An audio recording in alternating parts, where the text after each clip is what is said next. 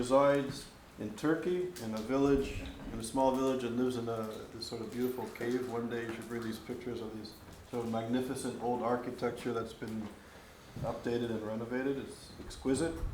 So she lives in Turkey. She received her degree from Southern Connecticut State University and then later from Sarah Lawrence College.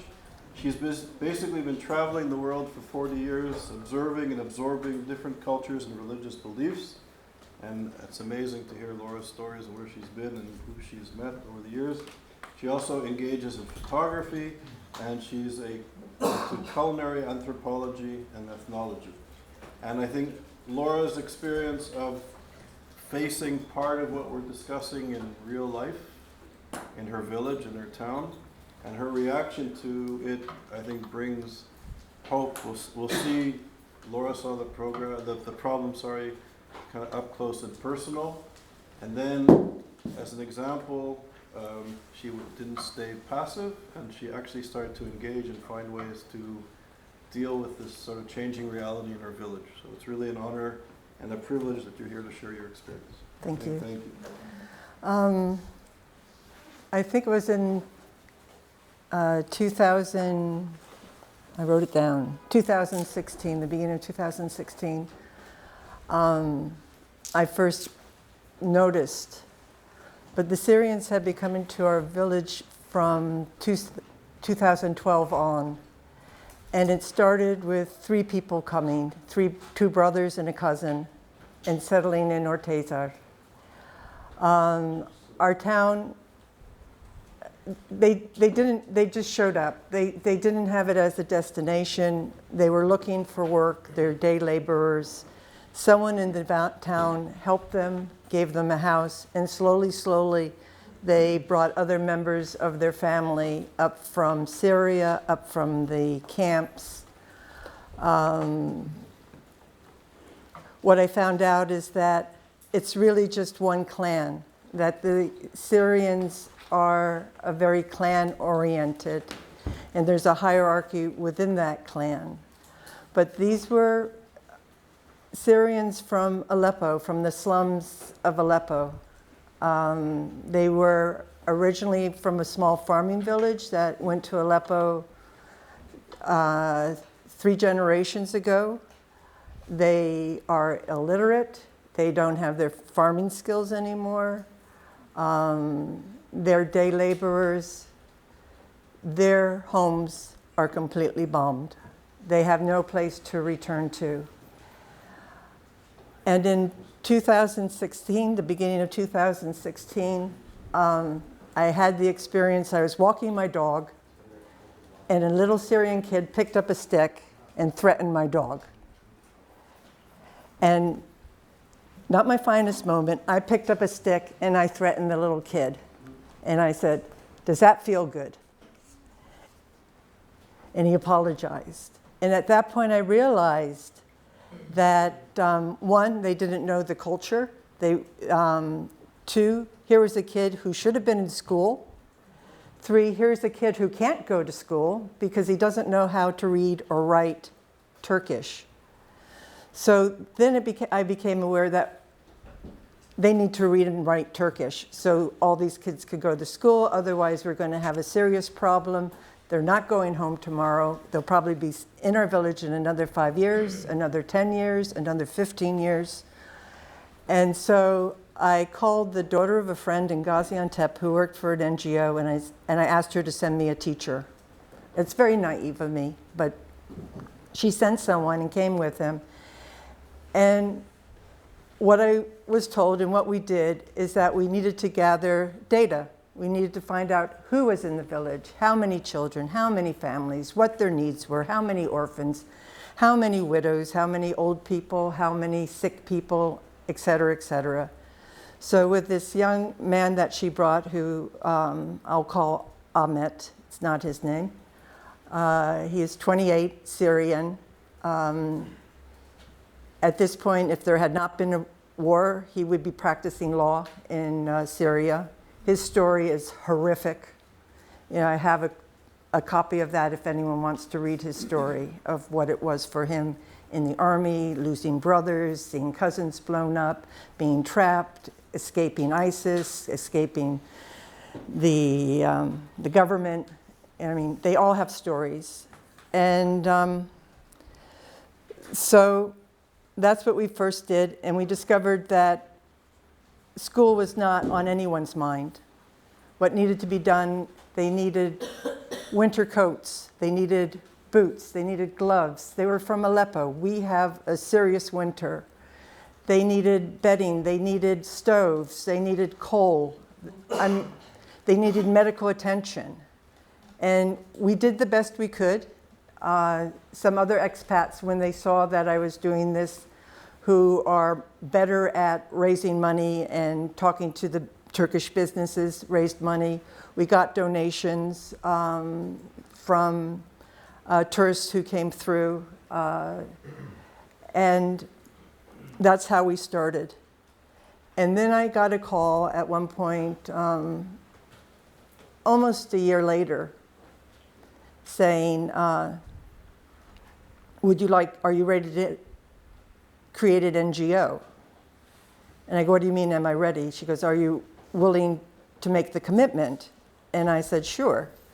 Because what I had learned is that as an NGO, I could get funding. As it were, I was introduced to an NGO in New York, the Turkish Philanthropy Fund, who channels money from the US to different NGOs to do projects in Turkey. And because I was introduced to them by a good friend of theirs, I didn't have to be vetted. My project didn't have to be vetted, but they couldn't give me money because I wasn't an NGO, and they suggested that I talk to this other NGO in Istanbul, which I did, but they were only going to be able to give us $1,500 a month, and we needed more than that to create what we wanted to do. And up to this point, everything is out of my pocket. And so we became an NGO. I hired professionals to walk us through the process. Because it's very complicated in Turkey, we became an NGO. And then I was told, no, you have to be an NGO for 1 year before you can get the money, because you have to prove that you're not a terrorist organization. But the Turkish Philanthropy Fund, the TPF, said that they would take us on as a project, their project, under their umbrella. So it just was one other person that we had to report to. And so we started to get more money. And since that point, we've been able to open up a center. I'm going to backtrack a little bit after I say this. Hire a director who is an art therapist, trained art therapist. Her husband, who is Syrian and is a Syrian English translator to teach the kids Arabic, and an Iranian young woman who speaks 5 languages as an assistant to everyone. But starting even before we officially became the NGO with the center, she was doing work with the kids. She had volunteered, she spent her time. And the projects that we like to do are ones that show a future. Because here we have kids, I have one story of a kid whose family came from the camps, who left Syria. But by the time she left the camps, she was there for 5 years, so now she's 6 or 7. She had never seen the outside world before. She didn't know it existed. All she knew was the camps, her 2.5 meter by 2.5 meter tent with a bare wire to stick in a stove if you could afford it. They were given vouchers for food or whatever they needed, but they could only spend them at a certain store in the camps. If they left the camps, they had to say with what and what they returned to with, and if they didn't return, they could never go back. And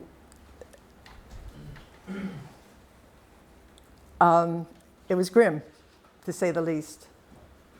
And it was dirty, and there was no running water, a lot of fights, a lot of difficulty. But anyway, our projects really stress hope. And one of the first projects done with the kids is that down in our valley, there was a dead tree. And so the idea was to make it a wishing tree.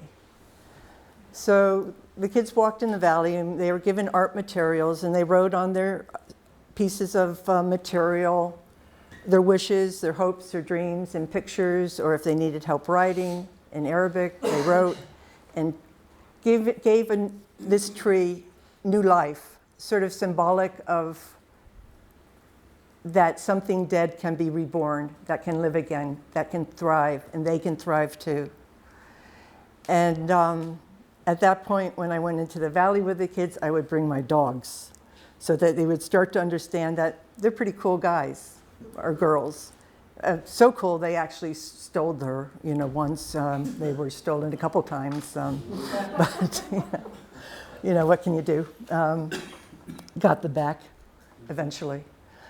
But, so I'm not very good at this, by the way. I don't usually talk in front of people. It's way outside my comfort zone. And so we started the activity center. We realized we identified different areas that needed to be addressed. One was very important, was to teach them to read and write Arabic, that they needed to know how to read and write Arabic to keep their language, to keep their culture.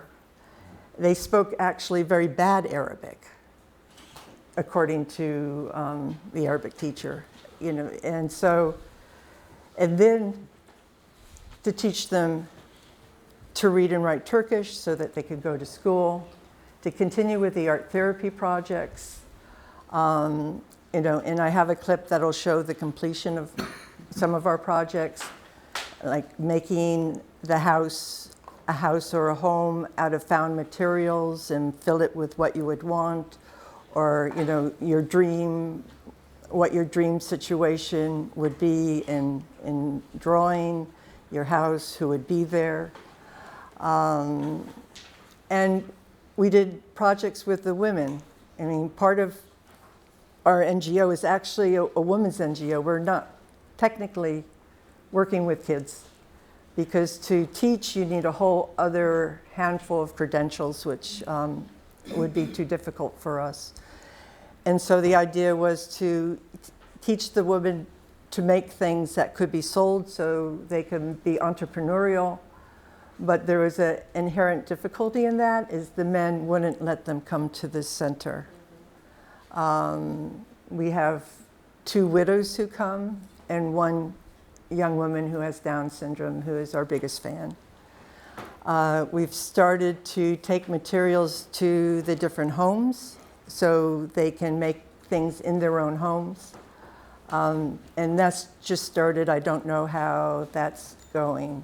We try to do activities that are community building, that it's really important. And the one that I'm really, really proud of, and really proud of Leonie, is that it was with the Syrian kids and the Turkish kids, and they created shadow puppets. The kids wrote their own stories, created their own storyboard, and did a performance at the elementary school, which was the most well-attended event ever, according to the headmaster. Even the mayor came, even the Syrian fathers came, which is really unusual. We had one that was a lot of fun. We had 3 Turkish women and 3 Syrian women cooking together. And this was part of a festival that comes to Cappadocia every year called Cappadocia. It's art and music, and I mean, it's a big festival. And this was just one little event in it. And when we had to find a location, I suggested this restaurant that is owned by a Turkish woman chef. And so we went to talk to her about the idea. What I didn't know is that she was being boycotted because of her anti-Syrian posts on Facebook. But I didn't know that. That's not how I saw her. Because all that to me is is BS. It's not real. And that to communicate directly with that of the person that is the light, or the God, or the whatever you want to call it, it elevates everybody. It elevates everything. And she said yes. And the best outcome of this whole event, other than having fun and watching the Syrians and the Turkish women sharing in their culinary skills and getting competitive in a friendly way, was the owner of the restaurant is no longer anti-Syrian. That's one. And that's okay. And that's good. So let me just show you, it's a clip of the projects that we did and completed. I don't know how to do that. I'm a Mac user. This is all Greek to me. Enter. Oh, play again. You didn't play this one yet, so we're starting over. Play again, I guess. There you go. That's the name of the NGO, Help Against Turkey.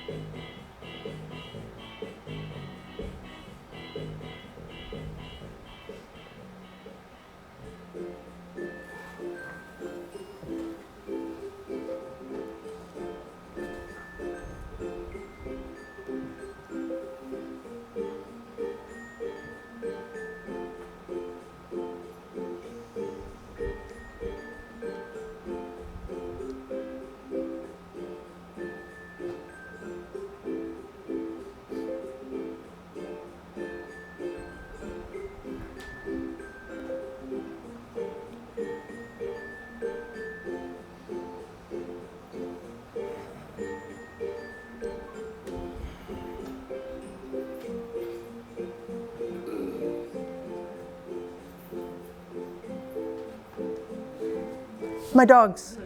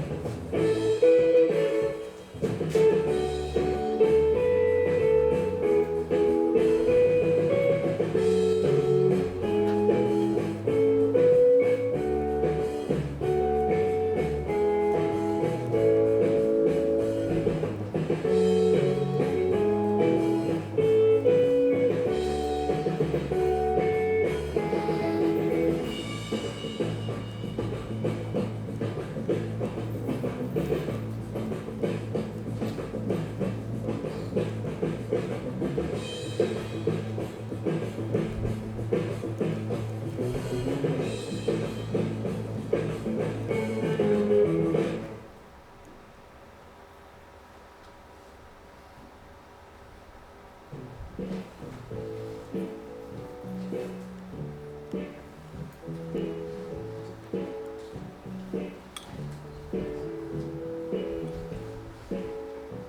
Ramadan.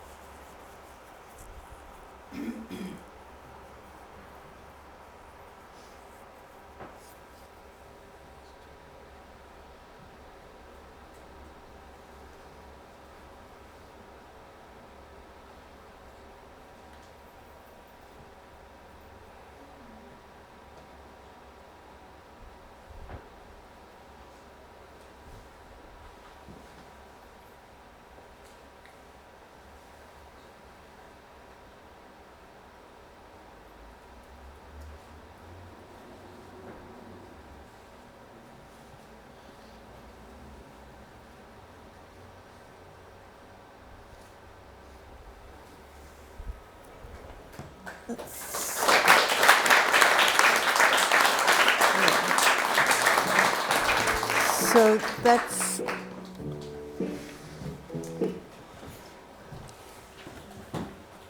So our biggest challenge is we're getting the kids to come to, the kids want to come. And now some of them will defy their parents to come. We bribe them. We have rewards. A Quranic school opened up next door to us. No, don't put it down. I have one more clip. Homework, the parents don't want us to give them homework, but you have to practice your letters. I mean, Arabic is not an easy language to learn to write. We're just talking 10, 15 minutes, but those are the challenges. But the kids are getting more and more comfortable. And I'd like to share one last thing with you. The latest project, and I just got this clip 2 days ago, is that they were comfortable enough to talk about the war and how they experienced it. And I'd like to share with you the project that came out of that, if you will. Yeah, I don't know how to find it. It's not this one, right? This one? No. I think we have to open it up, actually.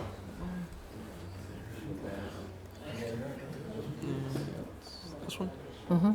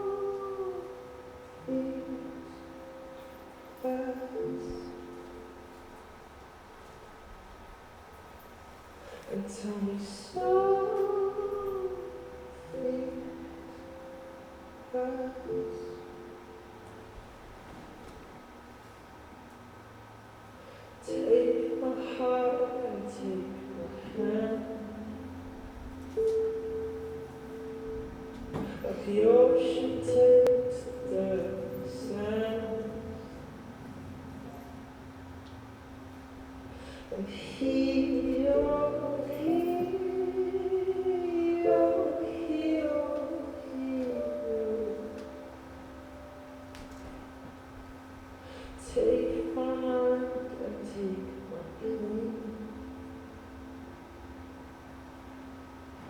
Like an empty bottle takes the rain.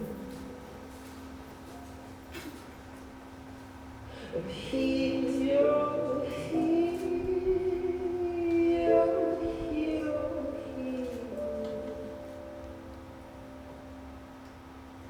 And tell me something fast.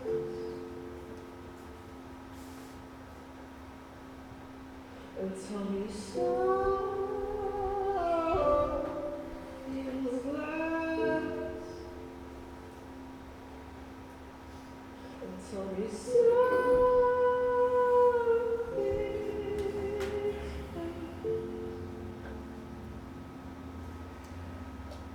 And tell me something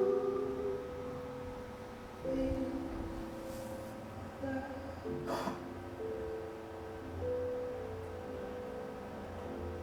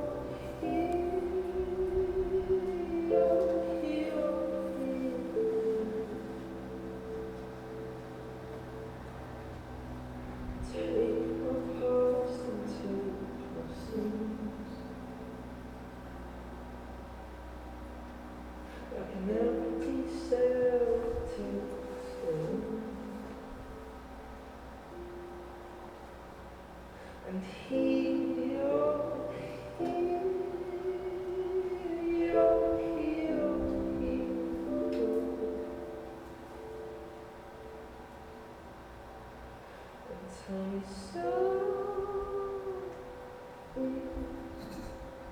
fast. And tell me something fast.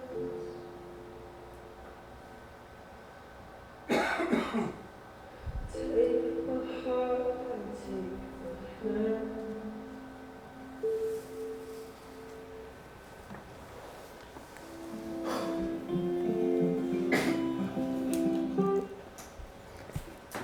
So, war. We have a village of very post-traumatic stress syndrome children. But what's comforting to know, if nothing else happens, there was a brief time in their life where people cared about them. Thank you very much.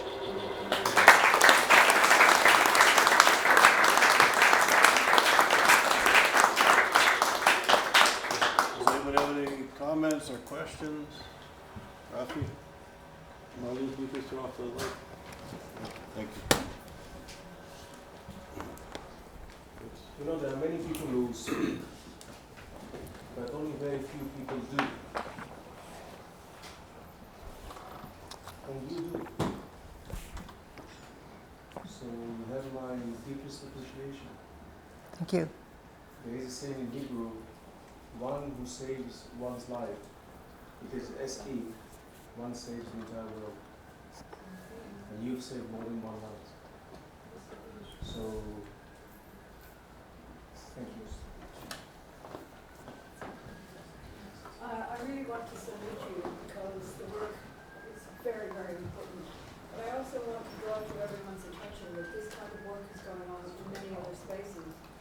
Yes, it I've done is. this kind of work in Timor. I have students and colleagues here who are doing it with the Karen refugees who are in Thailand. So working with children and getting them to have hope is the most important thing that we can do in post-conflict and conflict situations. I agree.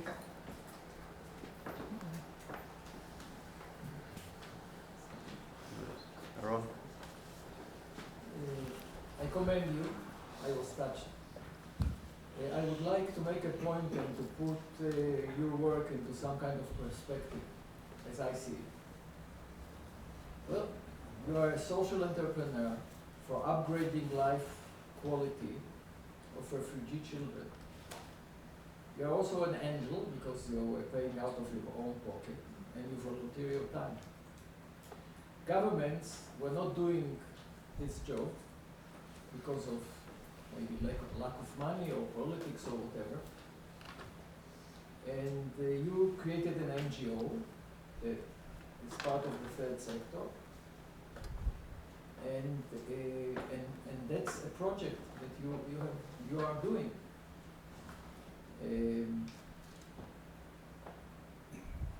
I would like to point out that ISGAP is also an NGO in the third sector, and it's doing work that others are not doing. Absolutely. Governments are not doing that work. So one would hope that the accumulated wealth that I've mentioned before will be tapped for such projects and for other projects. I agree. One can hope. Anna? I just wanted to mention that I understand this project very well because I'm from Ukraine and I understand how much this project, such projects are valuable for children. Because children, they are really the next generation, and what in their hearts is our future, it's the future of the world. Either it would be worship or it would be friendship and love. And it's really very, very important. And just one wish from you, that never pay the attention on bureaucracies and the old obstacles, just only pay attention on how a big thing you are doing. And it's really, really great. Thank you for such people. Thank you. I hire other people to deal with bureaucracy. Not my job. Don't. Thank you very much. I think this is what Jewish people call mitzvah gedolah. I really hope that you can maybe upload this in our crowd so that maybe instructors, teachers here can share with students around the world. Maybe then there will be support from different sides. And my question is maybe a little bit shifting from what you showed, because we read from your resume and you have been traveling the world for over 40 years.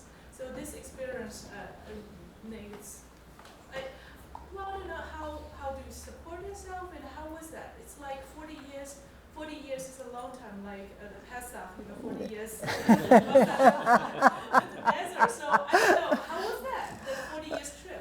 Well, because it wasn't in constant motion. I mean, there was times when I stopped and I worked and I went to school, or I didn't go to school, or I didn't finish school. I mean, I never finished any of these schools that are mentioned in that resume or my bio. I only didn't even finish one semester at Sarah Lawrence, but my mother was able to say, my daughter dropped out of Sarah Lawrence, you know. And they would be very proud to know that I'm at Oxford, you know. You know, but, Where you were? well, I was here when I was 6, so in 1960. I started school here and experienced a lot of prejudice and a lot of problems in the schools during school here. But yeah, so I mean, some of my professions were very mobile. I was a professional chef, which you can take anywhere.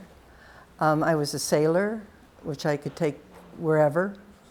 I was a goldsmith and stone lapidary cutter, so I could take that with me. I was a massage therapist. That goes everywhere. And then a photographer. That can go everywhere. And when I got to Turkey, I was tired. You know, I was 40.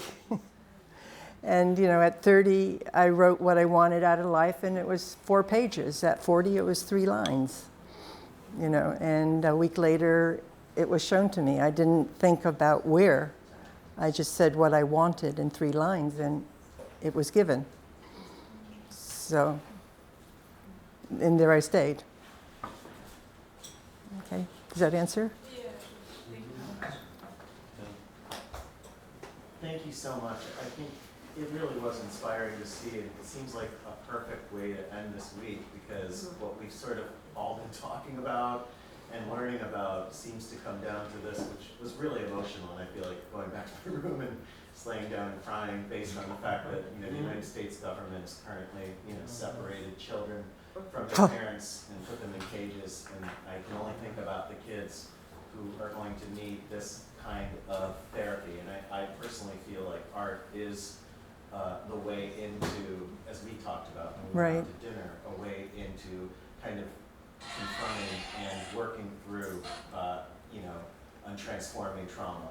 And so I am, you know, kind of blown away by what you're doing, and I do feel like it could become a template and inspire a lot of us to potentially go back into our communities, because as you're saying, kids are really, you know, are the most impressionable, and it is so important that they're heard and listened to. So first of all, just thank you. I found it like a really powerful way to end this week. One of the questions I had, not understanding, just I guess, are there more refugees that you think will come into your town, or is there a limit to how people are getting there, or just? There's kind of a flow, you know, it's like some come and stay, some come and move on. Some, you know, there's larger Syrian communities in some of the urban areas, like in Mersin, which is closer to the Syrian border, it's quite large. And even in Nevşehir, which is the seat of our local government. You know, if we were the state, we're the state of Nevşehir. Nevşehir is a city of about 70,000. And they have 16,000 refugees. And that's not only Syrian, but that's Afghani, that's Iranian, that's Iraqi. And they have a most incredible program that's very, very inspiring. And there's a lot of grassroots little projects that people do that particularly expats will do. Yeah.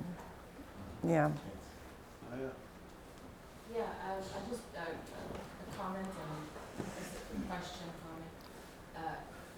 So I saw dogs on the video, and I'm a big lover of animals, so I wondered if you I mean, for me, animals are, it's like art therapy maybe. Anyway, the dog looked so happy to be with the children. Yeah. It's just sweet. So I don't know if you work with animals too. I'm sure you have. Well, access. I bring when I go to the center, I bring the dogs. The golden suffered from Stockholm syndrome. When I walked by the house where she was abducted for 3 weeks, she immediately walked in to it. I go, no! I had to go in. Unfortunately, no one was there, because what I imagined is that, you know, though she was tied up with a chain and a spiked collar on, which was really sad, they probably gave her all the food she could eat, and then the kids were just thrilled and were playing with her all the time. You know, so it was just really funny, you know. It was a little bit painful, broke my heart, but no, she's back with me. But the comment that I wanted to make, maybe because, you know, I'm a researcher and ideas and everything, it's very interesting. These pictures as archives, you ask them to draw war, and then you ask them to draw peace. And then I noticed that there was a pattern of peace symbol came out in food and water. And I thought how interesting that peace is sustainability in many ways. I just thought that if they don't have a language to speak of peace, that was code for it. Just thought that was an interesting observation. So you have really interesting and wonderful work that you're doing. Thank you. Along the lines that Naya was talking, as they're learning Arabic, are they also expressing things in poetry? Is it something that Not you yet. can anticipate? Not yet. Not yet. Not yet? No. They speak Arabic. Mm-hmm. They're quite young, and you know, like we've had a lot of Arabic books and things and donated by different people, different countries.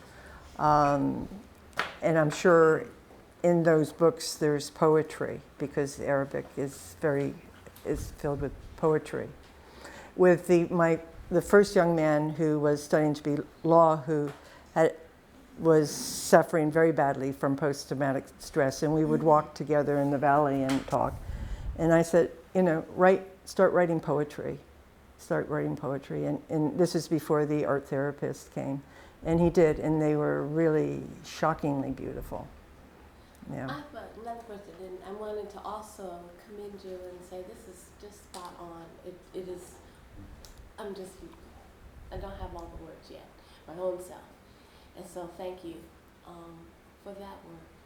And Thank you. also, you mentioned that most of the refugees were coming from a clan Yeah, in Aleppo. in Aleppo. Are there any other contacts with other Syrian refugees in, like? Well, that's an interesting thing, is that we don't know if there's other Syrian refugees in our town, because all the Syrian refugees are them telling us who, and then going to the next, going to the next. Mm-hmm. And unless the other ones who are outside the clan hear of us, we don't hear of them. And they are the ones that are more likely to move on to the city or to another place. It's just, I never realized it was like that, you know. And the thing about Aleppo, which is very interesting, which I didn't know, is that when they first started bombing there, they bombed near the university to really frighten people. But after that, they just bombed the slums. The wealthy, the well-to-do houses are still standing. Those neighborhoods still exist. But the people of the slums have nowhere to go to, nowhere to go back to. It's gone, which is interesting to me.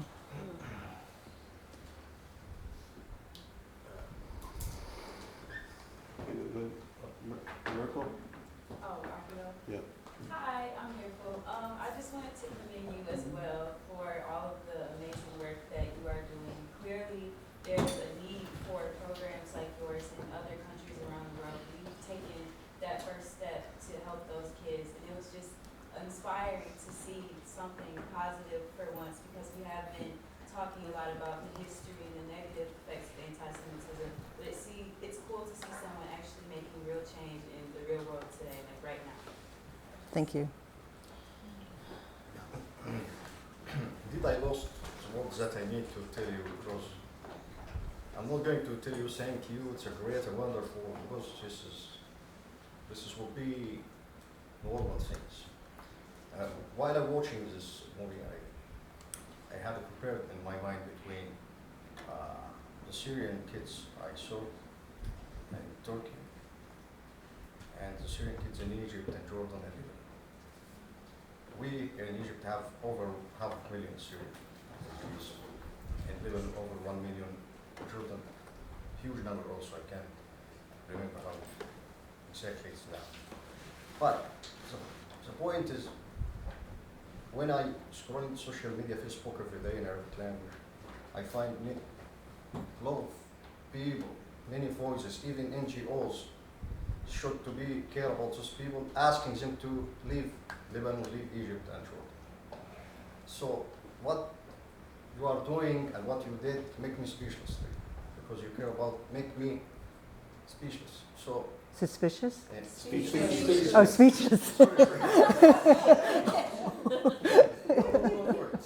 So really, I imagine those kids who will become, it's a future.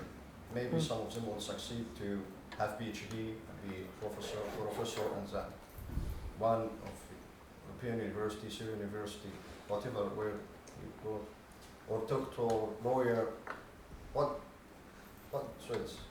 So I imagine they will not forget this experience. They will be messenger to the peace, surety, and mercy in this world. So thank you very much. Thank you. You're welcome. So I think on that note, I think I'll echo Rami's word. Sorry, Mandisa. Charles must change his specs. It's true. What's that? What did you say? So he must change his specs. Glasses. With glasses. No, thanks, Laura. I know that you shared this with us in a bilateral. I was curious to know that Turkey has opened its borders to refugees. Am I right? Well, when the war first started, the first 2 years, they were very open and welcoming, come brothers, come brothers. But they thought that the war was going to end in 2 years. Who knew that the war would be still going on today? And when Europe closed their doors, it became much harder for Syrians to come into Turkey, because now we have over 3 million refugees. We're beyond the tipping point. And though we still have refugees coming in, the border's not closed, I think it's a lot more difficult. And the camps are full. And the camps are not an answer. Yeah. Yeah. I'm asking this because I know that, South Africa is taking a lot of refugees from Africa. Like lots. Yes. And it has created tensions in the country between the refugees and the needy citizens. Yeah. So it's not an easy thing that you're No. doing. So I'm really happy that you're doing it. But I also saw a clip of Israel threatening to put refugees from the various African states into a plane and fly them to Rwanda. Is that a good thing? No, I'm raising this because it looks like maybe there are countries who don't want to share this, and we need to reflect seriously that countries must open up to share the responsibility of refugees, because there will always be war. Well, So I was shocked that they are prepared to hire planes and fly them to Rwanda. I think they had identified. There was talk in the media a few months ago, but that never Yes. was implemented. It was not done. Apparently it was not done. And there are some of the contradictions that when you read about them, you don't know what motivates the positive and the negative, but they both seem to coexist. But the issue of refugees is a reality. no, it can get tense. There's been fights. My partner doesn't particularly like what I'm doing. He feels that at some point there'll be clashes between the Turks and the Syrians, and if I'm known for helping the Syrians, then I will be part of that, So he's just concerned about me. I try to keep under the radar. I have other people that are out front, but you're never under the radar. Yes, that's true. That's an illusion. I know my phones are tapped. No, thanks a lot for sharing. My pleasure. Is there Thanks. anybody else that wants to say something? Did I miss anybody? Sorry. No, he's holding up the wall. I recognize that whole. No, I think so. To echo the sentiment here, what Dan said, and what Rami said, and what you all said, really, Laura, thank you for sharing this with us. Thank you for being here, and thank you for really being an example to us. And Thank you as for having Rafi me. said, doing. Thank you.